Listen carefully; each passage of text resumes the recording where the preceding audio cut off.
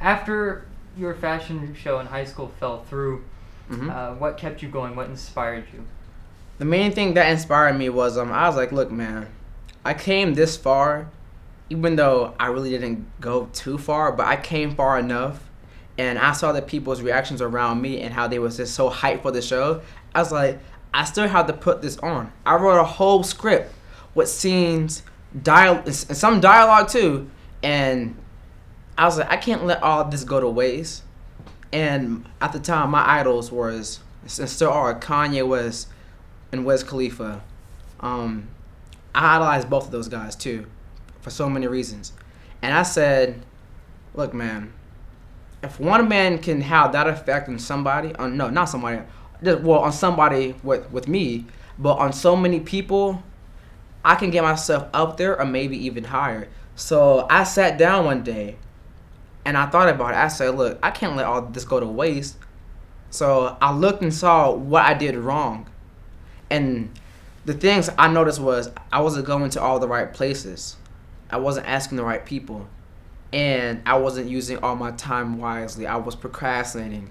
Time is so important. Time is of the essence. And then I realized all those things.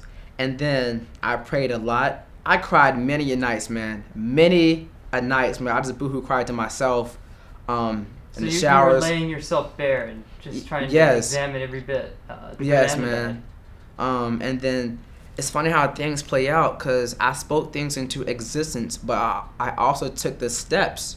And a lot of people don't take the steps, but they speak. And then things are coming to me. And I was like, wait, maybe I'm about to have my second fashion show. Well, actually, second attempt for a show. There you go. And then whenever I got the venue from the Tony and Hair Guy Academy, the Tony and Guy Hair Dressing Academy, I always mess that up. That was like, this was all meant to happen. Now I gotta take this and redo what I did in high school all over, but better. So once you decided to go for it, to really go for the throat and make this happen, you started securing, you got a venue. Now what's your step for acquiring sponsors? Sponsors? Getting people to be in the show. Everybody wants to be a part of something, and I used to always think about myself and be so selfish until I was like, wait, how can I help them? How can I benefit them? Because at the end of the day, how I told you before, I'm going to benefit from everything that I touch. And for people that may be unaware of the fashion industry and how it works, how competitive is it? How difficult is it to get an inroad in, to carve your way through? What I say is, with that, never compare yourself to the people around you. Patience is a virtue.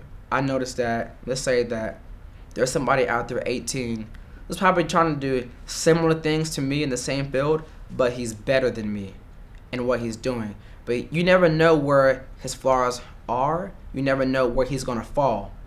I compete with myself, mainly because if you compare yourself to others, then you'll start feeling bad. It's like, well, he got this and that, and I did the same things, but I didn't get that out of it.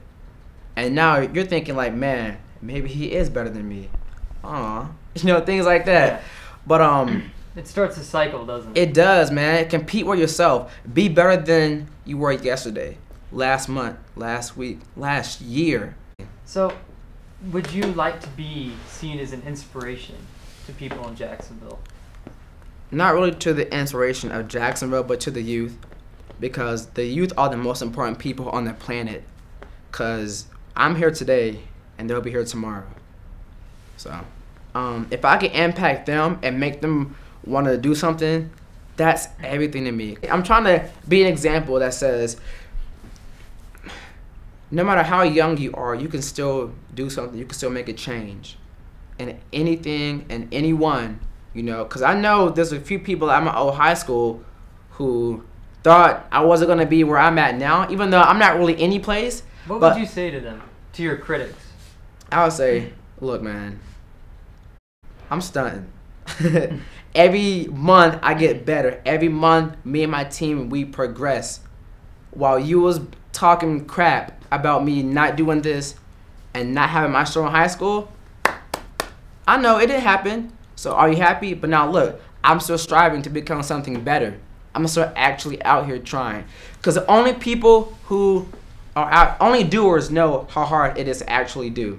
That's what I'm trying to say. And the people who are making fun of me, they weren't out there doing shit. And eventually, once you've had these shows and you've got everything set up how you want it, will you stay in Jacksonville? I will always come in Jacksonville too. The only way that I could I will go to other areas, but I need to make a name for myself in my city.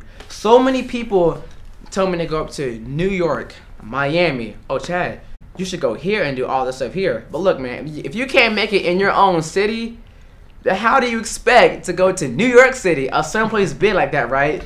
And compete with millions of people who are possibly doing the same thing what you're doing, but better? How can you compete with that?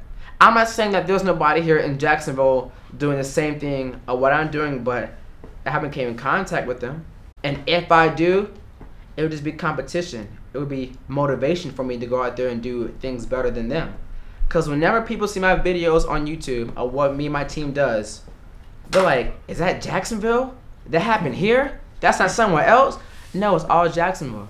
So I suggest for anybody who's trying to do something, use your resources. Jacksonville is the bold new city of the South, or so the slogan says. Yeah. If you had to rebrand it, or if you could rebrand it, what would you call it?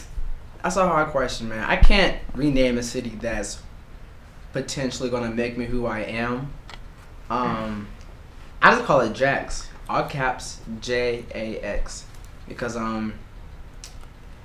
this city, the more that I'm in downtown shooting, the more people that I meet, it's just, I'm starting to actually love a city. I would never think that I would love where I'm coming from, because Jacksonville, to some people, sometimes things can be very boring and bland, but it's like you gotta make something out of nothing. And now that I'm actually out here trying to make something and do something, it's fun being here.